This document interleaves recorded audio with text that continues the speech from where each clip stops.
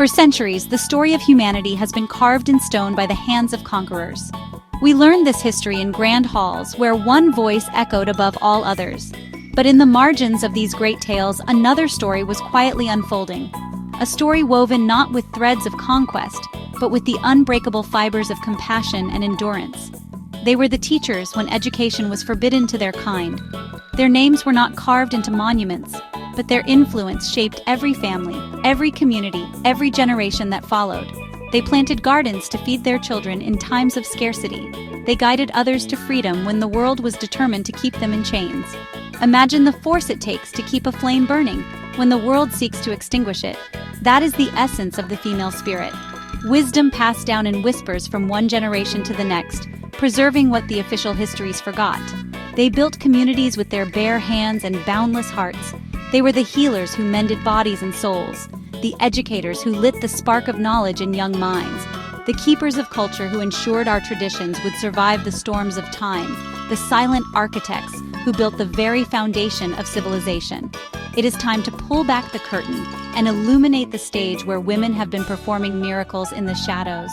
Their story is not a footnote to history. It is the very heartbeat of the human experience, a story of enduring love, incredible sacrifice, and power so profound it moves mountains without raising its voice. They were not passengers on humanity's journey. They were the navigators of our collective soul, guiding us toward our better angels. And now, finally, it is time for the world to see the full picture, to read the complete story of who we are and who we can become. This is where our vow begins. We have been taught that power must be loud, aggressive, and domineering. But what if true strength lies not in the volume of your voice, but in the depth of your wisdom?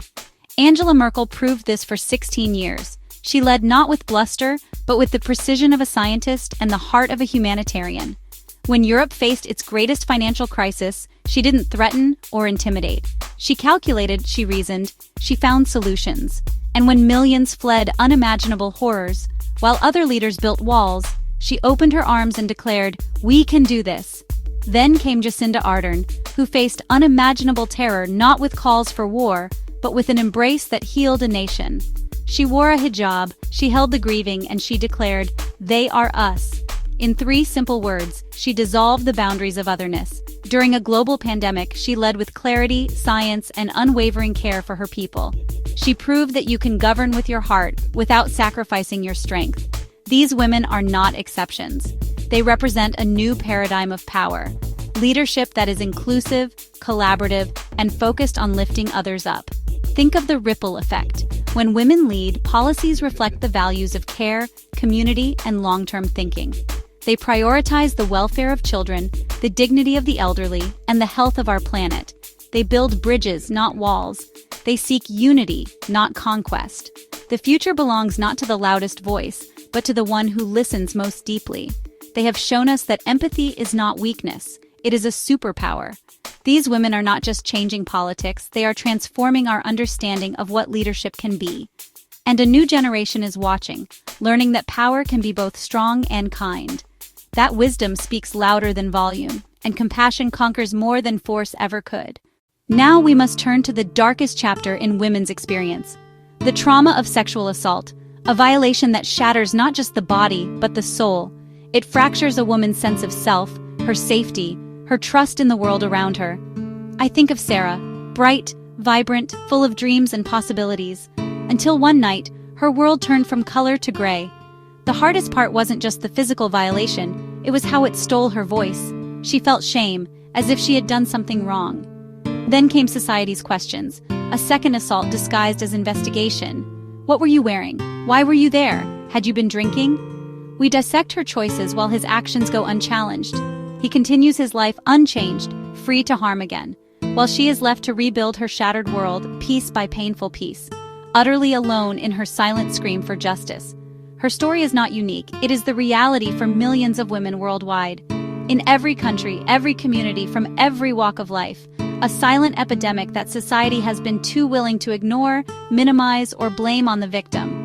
But healing is possible when we create spaces of belief and support, when we listen without judgment, when we hold perpetrators accountable, and when we educate our communities about consent and respect.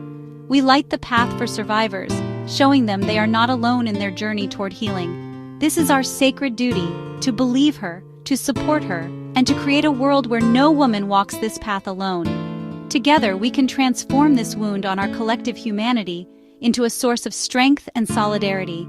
For every woman deserves to reclaim her voice, her power, and her right to heal. Every woman's body is her temple, her sanctuary, her sacred space. Yet across the globe, this fundamental right is under siege by those who will never live with the consequences.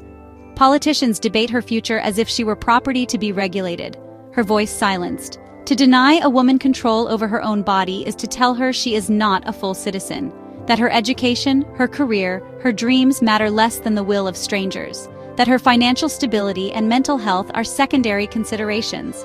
It reduces her to a vessel. Imagine being trapped in your own body, forced down a path you did not choose. The terror and helplessness of having no escape from your own flesh. For millions of women, this is not hypothetical. It is a daily battle against those who claim ownership over her very essence. The right to choose is the right to be fully human, to be the author of your own story. It transcends politics, religion, and culture. It is the right to say, "This is my body, my choice, my life." When we deny women this basic right, we deny their full humanity. We ignore the medical expertise of doctors and the lived experience of women themselves. We force families into poverty and women into dangerous situations. We prioritize ideology over the real breathing women whose lives hang in the balance. This fight is about more than policy. It is about the fundamental dignity of half the human race. It is about trusting women to make moral decisions about their own lives. And it is a fight we must all join with fierce conviction. Until every law protects her autonomy, until every woman is free to be the sovereign of her own self, without apology or permission. For when women are free, all of humanity is elevated, and the world becomes a place where every soul can flourish. This is not just her fight, this is our fight for the soul of civilization itself. While we fight the great battles, misogyny wages a quieter war in our everyday lives. A war of 1,000 cuts, the daily dismissals and microaggressions that chip away at women's confidence. It's the woman whose brilliant idea is ignored, only to be praised when a man repeats it minutes later. The theft of her intellectual property, it's mansplaining. The assumption that she couldn't possibly understand her own expertise. The constant interruptions that silence her voice before it can be heard. In sports, we see this poison in how the greatest athletes are treated. Serena Williams faced scrutiny no male athlete would ever endure. Her passion was labeled as anger, her strength called threatening, while male athletes displaying identical emotions were called passionate and competitive. In the arts, we see talented women whose creative worth is reduced to their physical appearance, told to abandon their craft and just start an OnlyFans, as if their only value lies in objectification. Every stitch, every brushstroke, every note is a declaration of her worth beyond her body. In science, brilliant minds like Katherine Johnson calculated the path to the moon, while male astronauts received all the glory for her mathematical genius. Hidden figures whose brilliance was essential but unacknowledged, their names absent from awards and accolades. In business, women entrepreneurs struggle to be taken seriously by investors who question their competence, receiving a fraction of the funding given to less qualified male counterparts. Female journalists receive death threats simply for doing their jobs with integrity. Each cut may seem small, but together they create wounds that can bleed a woman of her ambition. But awareness is growing. People are learning to recognize these 1,000 cuts. Allies are speaking up, challenging bias when they see it, refusing to let dismissal go unchecked, creating spaces where women's talents are judged on merit alone, where her worth is not up for debate, and her voice carries the weight it has always deserved. This is how we heal the 1,000 cuts. One act of recognition, one moment of respect at a time, until the applause for her achievements drowns. To honor women fully, we must examine the broken model of masculinity that has harmed us all. Boys taught that vulnerability is weakness, that emotions are shameful. This toxic masculinity creates a prison for men and danger for women. It teaches that worth is measured by power over others. But a new masculinity is emerging, one built on honor, not dominance. Men who are not afraid to listen, not threatened by women's strength, but inspired by it, who understand that respecting boundaries is the mark of true strength. This change starts at home, with how we raise our sons and daughters, teaching boys that emotions are not weaknesses, but tools for connection and understanding, showing them what healthy, equitable relationships look like. raising boys who see protecting women's dignity as their highest calling. True masculinity finds more courage in kindness than in conquest, more honor in being a protector than a predator. This new masculinity doesn't make men weaker, it makes them whole, free to be loving fathers, supportive partners, and fierce advocates for women's rights. Men who understand that emotional intelligence is true intelligence, who reject the toxic scripts that have limited their own humanity. So let us make our sacred vow, each of us, right here, right now. Look at the women in your life, your mother, sister, daughter, friend. See the battles they've fought in silence, the strength that carried them through. Salute them, honor them, let them know you see their light. This is not a spectator sport. This is a call to every one of us to rise up. Vow to challenge misogyny wherever you find it, in locker rooms, boardrooms, and dinner tables.